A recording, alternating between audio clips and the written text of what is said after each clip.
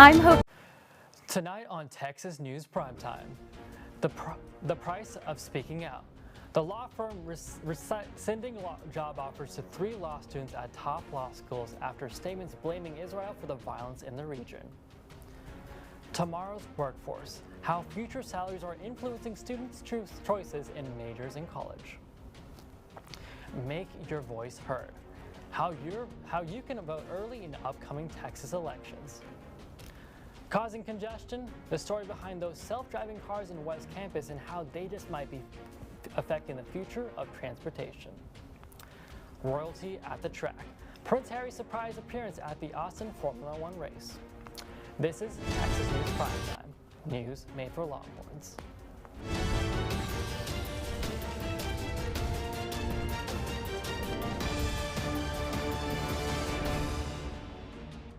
Good evening and welcome. My name is Kevin Baskar. We open with our continued coverage of the Israel-Palestine conflict.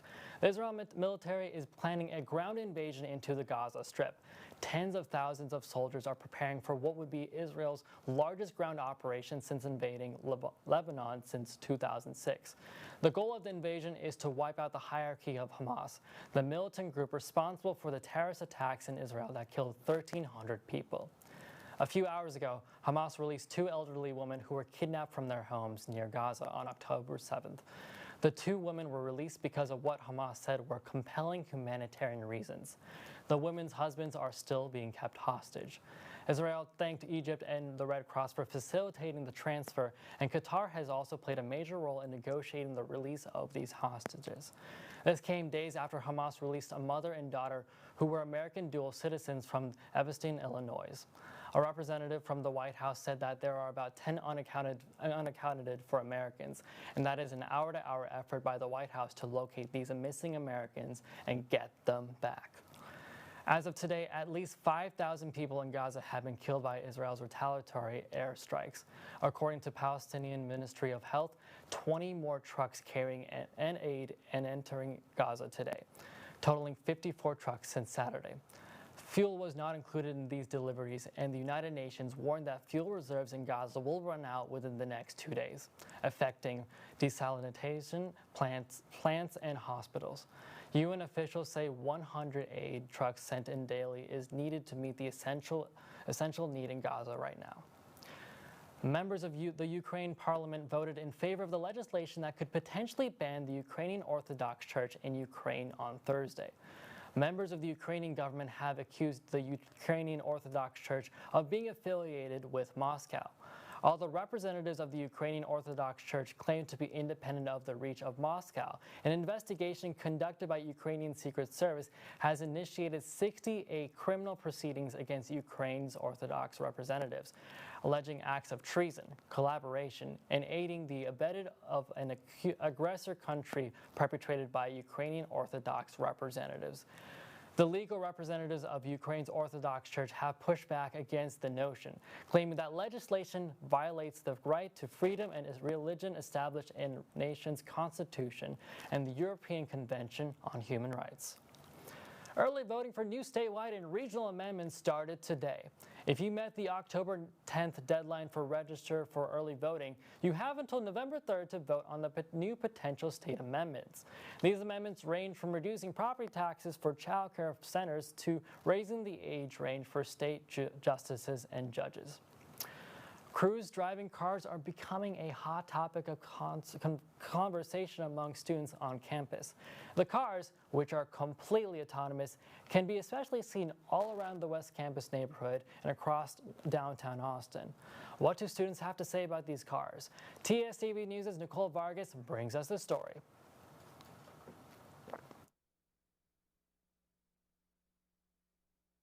The world of tech is evolving, and one of the major forces taking Austin by storm, self-driving cars.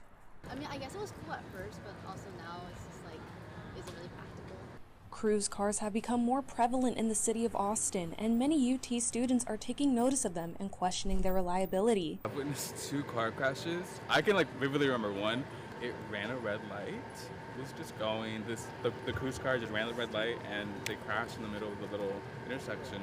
I would ride it again for the experience. I think it was fun. but definitely be cautious about the fact that, they're not perfect. After a notable video of a traffic jam caused by the cruise cars went viral on social media platform TikTok, it was crucial to learn more about the vehicles.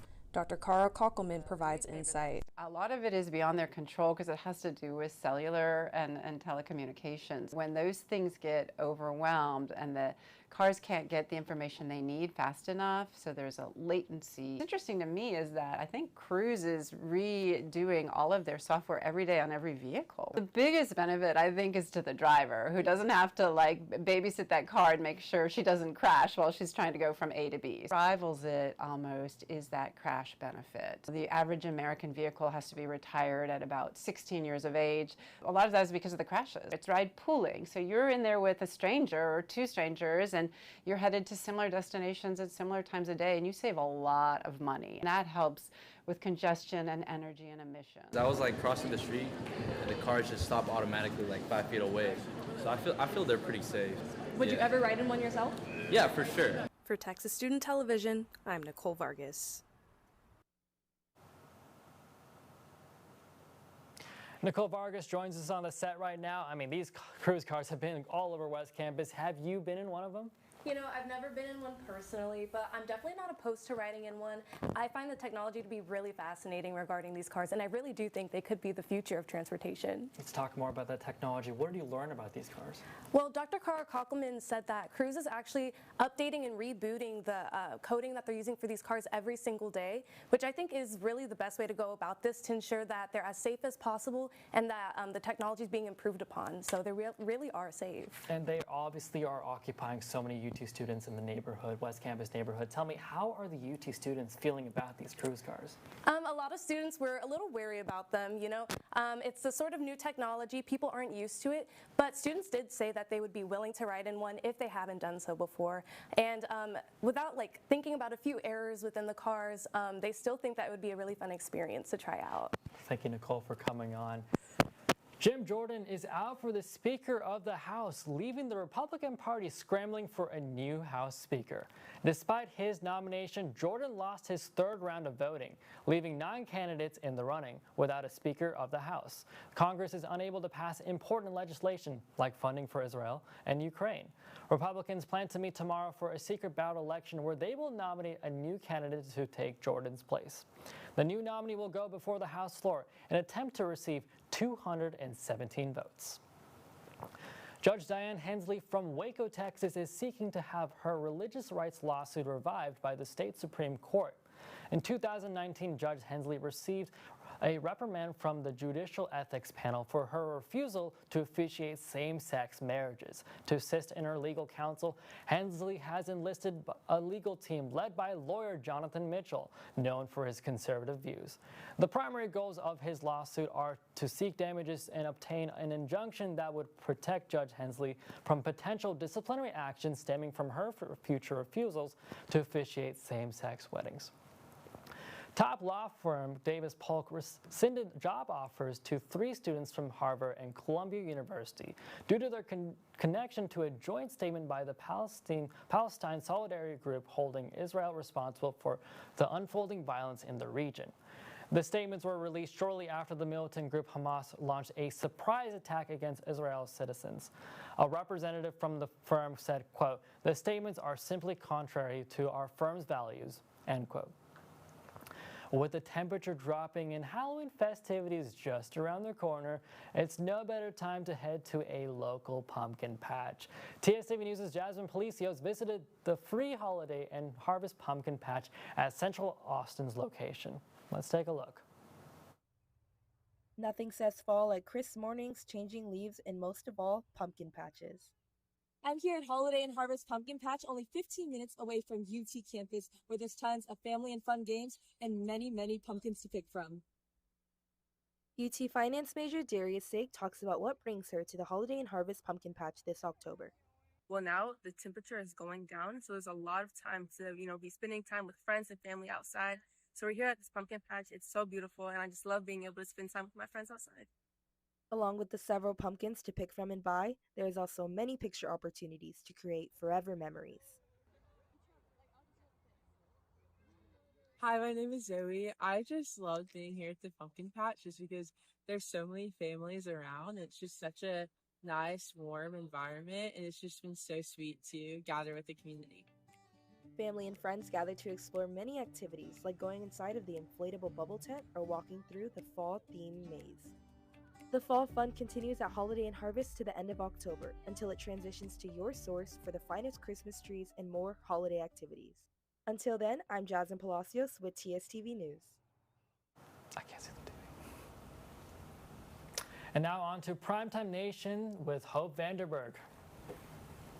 A product recall was voluntarily instituted by the company Fortress Safe Thursday for over 60,000 gun safes. This comes as a 12-year-old boy died this past January after gaining access to a firearm inside one safe, according to the New York Times. The 9 models listed in the recall operate through fingerprint technology. A programming flaw has allowed unauthorized users to open the safe, and there are 39 reports of this happening so far. The Consumer Product Safety Commission urges those with the recalled product to immediately remove its batteries and apply for a free replacement from the manufacturer. A Marine was fatally shot in a barracks room Wednesday evening at Camp Lejeune in North Carolina. The victim was identified Friday to be Austin B. Schwenk, who was enlisted back in 2022. Authorities have ruled his death a homicide, while another Marine is being held on suspicion of Schwenk's death, according to the Associated Press. Camp Lejeune said the Naval Criminal Investigative Service will be looking into this incident further. Illinois Governor J.B. Pritzker introduced a self-funded nonprofit organization favoring abortion access Wednesday. The organization, called Think Big America, is raising support for constitutional amendments recommending abortion access across several states, according to the Associated Press. This is a significant addition to Pritzker's resume, with speculations of future presidential candidacy. A spokesperson for Think Big America claimed Pritzker is the sole donor of this organization, despite not being required by law to report the names of its donors. Thanks so much for coming on, Hope. And when we return, we'll be talking about the recent election in Switzerland. Welcome back. Joining us now with the latest headlines from across the globe is Primetime World with Trent Lam. Trent? Thank you. Switzerland elections were dominated by far-right victories on Sunday. The Swiss People's Party won 9 seats, while the Green Party and Green Liberals Party lost 5 and 6 seats, respectively, after gaining huge ground in the 2019 election. The Swiss People's Party campaigned over anti-immigration and inflation, with climate change, the #1 issue in the previous election, shrinking to #3. A Chinese Coast Guard ship and accompanying vessel rammed a Philippine Coast Guard ship and military-run supply boat on Sunday, according to Philippine officials. The incident occurred in the contested South China Sea near the Second Thomas Shoal, where Chinese officials have tried to isolate a Philippine marine outpost. The officials stated the Philippine boats trespassed without authorization. This provocation comes after Chinese ships used a water cannon against Philippine supply boats in August. Canada withdrew 41 diplomats from India last week after India told the Canadian government immunity for, quote, all but 21 diplomats, end quote, will expire October 20th. Canada withdrew the diplomats before the deadline. The two countries' rift has continued to deepen after Canadian Prime Minister Justin Trudeau accused the Indian government of being behind the killing of Sikh separatist Hardeep Singh Nijjar. Thank you so much for coming on, Trent. And back in the States, CVS took certain cough and cold medicines off their shelves on Friday after the FDA deemed one of their ingredients ineffective. Studies found that the ingredient was no different than a placebo. CVS has now removed medicines that contain phenylephrine as their only active ingredient, such as the versions of Sulfated and Dayquil. According to the Treasury Department, the U.S. national debt has hit $33 trillion for the first time in U.S. history. due to tax cuts, stimulus programs, and mass unemployment after COVID-19. The large sum of debt can be threatening to the future economy, with the potential for inflation, higher interest rates. It's still unclear how the U.S. will recover and what further political action will be taken, as Congress has until September 30th to pass a spending bill. A recent report from the College Board has shown a surge in STEM graduates. A separate report from Pay Scale found that petroleum engineering was the highest paying major overall, with graduates earning 6 straight figures out of college. According to College Board, the rise in STEM majors due to college tuition increasing by nearly 36% across the nation.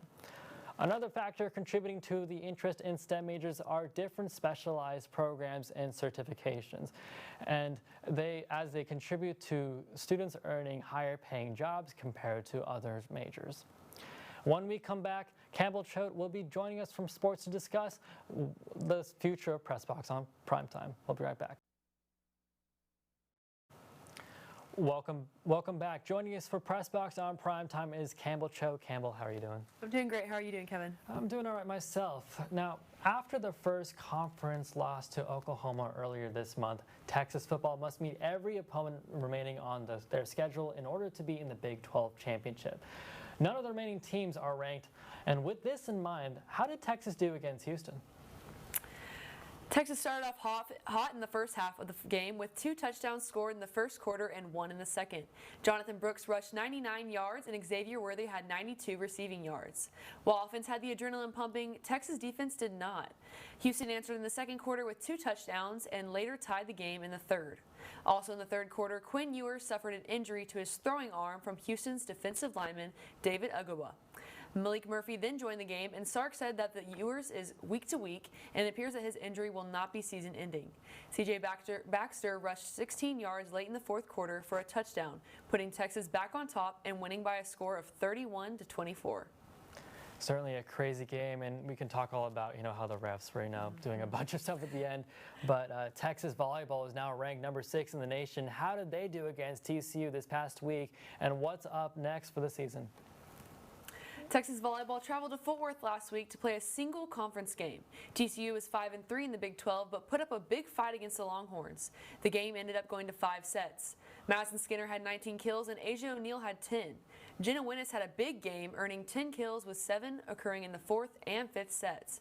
Without Winnis, Texas probably wouldn't have had that edge over TCU. Kaylee Akana and Emma Halter both had 13 digs apiece. Texas won 3-2. Texas will host Baylor this Thursday and Friday, which will be their 5th conference series of the season. Baylor is 6-3 and 4th in the Big 12. The Longhorns remain undefeated. Texas only has 7 conference games after this series and is currently trailing behind Louisville in the national ranking, who they beat in last year's national championship. It's great to see Texas volleyball doing so great. Moving on to the Texas Rangers, they forced Game 7 for the Lone Star Series last night. What happened and what could we expect in Game 7? Last night, the Texas Rangers proved they wouldn't go out of this series without a fight. Previously 2-3 in the series, the Rangers' bats were alive, with Mitch Garver and Jonah Heim hitting homers in the 2nd and 4th inning. The most notable hit of the night came from Adolis Garcia. Garcia hit a grand slam in the 9th inning, putting the Rangers at 9 runs. The Astros had a hard time getting a groove going and were only able to put up 2 runs in the game's entirety. As for tonight, the final game of the series will be at Minute Maid Park and decides who goes on to the World Series. All eyes will be on Adolis Garcia and Jose Altuve, the 2 biggest bats of the series. The Texas Rangers haven't been to the World Series since 2011, while the Astros won last year's World Series. The score of the game is currently 8-2 with the Rangers up. Awesome. Thank you so much for coming on, Campbell, and we'll be back after this break. Joining us for entertainment tonight, we have Michelle Tamayo. Welcome on, Michelle. How are you doing? I'm doing great. How are you, Kevin? I'm doing all right. Well, what's going on in the world of entertainment? I hear some stuff with Matthew McConaughey. Yeah, it's crazy. UT's Minister of Culture, Matthew McConaughey, was granted a 5-year restraining order Thursday. A woman whose name is not yet identified has made false claims, such as being co-author of McConaughey's book, sending him letters and emails, and being his common law wife. Common law marriages are those that are recognized between 2 people but have not yet purchased a marriage license. The woman is claiming to be employed by him as a social media strategist and is not getting paid for her work. His choice to obtain the restraining order resulted from fearing for his safety. I mean, it's crazy to see this restraining order, and I'm really interesting to see how this will exactly pan out. But moving on from McConaughey, let's talk about the F1 race. Michelle, did you hear about the royalty in Austin in this weekend? Yes, we actually had Prince Harry as a visitor at Formula One, and no, Meghan was not with him. He was riding solo this time around. I'm always excited to see what the motor race brings to Austin every year. Prince Harry was seen all smiles at the Grand Prix and chatting it up with the Mercedes team as their guest. But that doesn't come as a surprise to those who know the Duke of Sussex. He's also been spotted at the British Grand Prix in '94 and Abu Dhabi in 2014. Did he happen to go to the race this past weekend? No, I did not, but I met a lot of people who did, and they seemed pretty pumped about it, and with sunburn too. And was Prince Harry the only celebrity at F1? No, actually, Joe Jonas was also seen at the motor races, but that wasn't the only event the Jonas Brothers was at this weekend. The Jonas Brothers were back for a second time in Austin after their September 3rd performance. The three-man pop sensation had Moody Center at its knees while it recited hits from their most recent album. But they didn't leave out their most popular hits from the early 2000s. Many people were seen wearing their Camp Rock gear at the concert. Were you a Camp Rock fan when you were a kid, Michelle? Oh, I most definitely was. I think many Camp Rock fans were present that night. How were they?